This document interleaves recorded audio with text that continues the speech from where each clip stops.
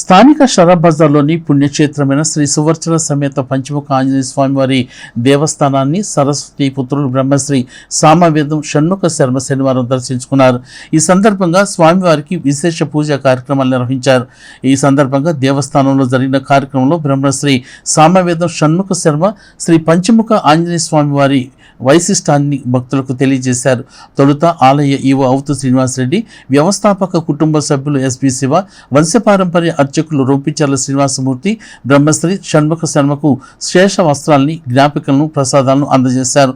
ఈ కార్యక్రమంలో మూర్తి అనురాధ, ఆర్వి కిరణ్ కుమార్, మూర్తి వెంకటేశ్వరరావు, మడుపల్లి చంద్రశేఖర్, గుడివాడ బాలకృష్ణ, జంజం రామారావు, కె శారద, ఎం లక్ష్మి, సునీత, పి రమ్య, రొంపిచర్ల సురేష్, మాజెట్టి వెంకటేష్ తదితరులు పాల్గొన్నారు.